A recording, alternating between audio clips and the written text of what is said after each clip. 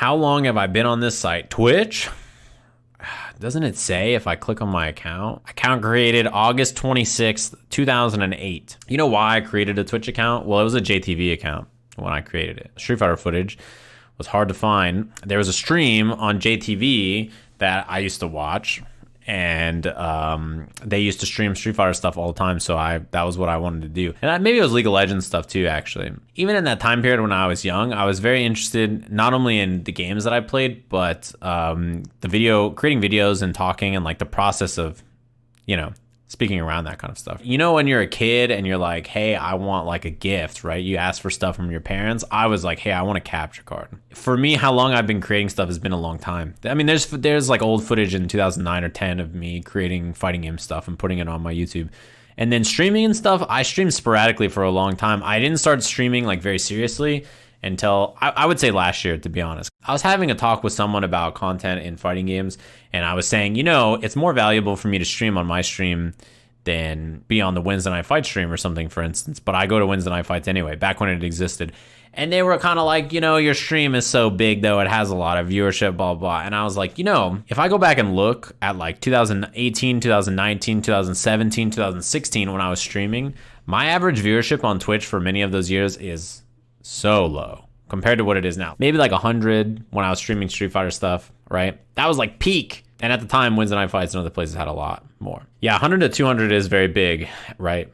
It's a lot. It's still a lot. But compared to what my viewership is now, it's obviously much lower. My stream has grown a pretty crazy amount in the last year. Having clout before being a streamer pays off? I'm not sure.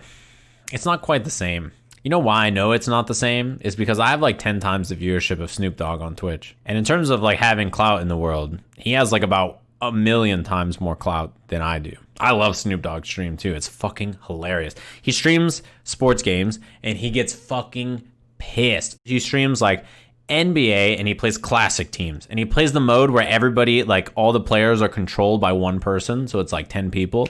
And this motherfucker, Snoop, he'll be playing something, he'll be like, Jerry West. He'll be like, Jerry, hit the damn shot, man. Come on, man. Fuck out of here. And like, he'll be getting pissed, right? Like, he's just getting so mad. And Snoop Dogg's got like 85 viewers. And it's like the funniest thing I've ever seen. I love it. Just because you have a lot of like people that follow you on other platforms doesn't necessarily translate to Twitch necessarily. Even if you have like a big following on YouTube, your stream might not be as big or something. You have to work on all of those platforms to make it bigger. In the fighting game community, there are tons of people who are probably as well known or more well known than me, have been around a long time, whose streams are smaller than mine. And the reason is just because I put a lot of time and effort into my stream and have been growing it for a while, right? There's a couple of things, like one, when you want to grow a stream, it's not just about putting in tons of times, right? It's being incredibly consistent and putting thought into your content. When I show up for a stream, I don't just turn the stream on. I'm like, hey guys, I'm playing ranked, let's hit it. I go into the stream with a goal, right? And there's a structure. The stream starts and this is the talking segment at the beginning of the stream. These are our topics listed in the title. Next section, we're gonna do this. Next section, we're gonna do that. And it's boom, boom, boom, boom, really structured in a way to make it work, right? So if your stream doesn't have a plan, no matter who you are, no matter what you do, it doesn't work quite as well. You have to have a plan and you have to stick to it and you have to be consistent. People have to know what they're getting out of your stream. It's not even just consistent effort's important, obviously, yes. But it's not even just consistency, because streaming every day at the same time but not having a plan is not as good as streaming 4 days a week but having a plan of attack, hitting the stream heavy and then just going in with like a plan. You know what I mean?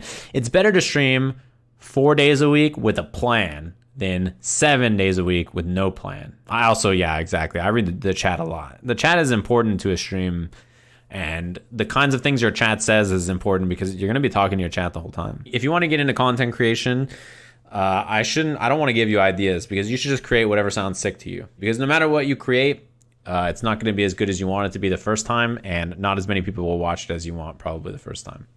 It'd be due. For some reason, one of your videos will take off. Maybe. It's not even guaranteed, but maybe. And if it does, great. And if it doesn't, whoever you make it for, whatever your audience is, no matter how many people it is, you'll be all right. One thing is, I was reading a thread that was like, what prevents FGC content from performing really well? And like almost all the responses to it were like, well, it doesn't perform well because this is what people want out of FGC content. They don't like this, this, this, and this, right? And like everything they listed that people don't like is what I create and what performs well on my channel. And it just cracked me up, because I was like, you can just make whatever you want. You know, it's like you can do whatever you want and there'll be an audience for it and you can check it out, right? And how big or small it is like, you know, it's going to grow and it's going to take time to build. It's not like I built my audience overnight. Not all of you just showed up one day and you're like, hello, fellow gamer. And I was like, top of the morning to you. Like, it's not, it's, you know, it takes a long time. It's tough. There's a lot of things. Learning how to video edit takes a lot of work. Learning how to script and write scripts that are good takes a lot of work. Learning how to read and narrate from a script takes a lot of work. And even once you do all that, you might not even end up with something you like. It is a lot to get into content creation. My advice is always to get into it as a hobby. Always do it for fun. Never expect anything out of it. And you just do it as a hobby because you like doing it and it'll be something you enjoy. Yeah, the kind of stuff that I create is very specifically the kind of stuff that I like. You know what I mean? Listen. People do like sandwiches, yes. That is why they've been involved in my content. You know how hard it is to explain fighting games to people without the use of sandwiches? That's how I trick you guys. In fact, this entire time, I don't even care about fighting games. I've been a sandwich streamer my entire life.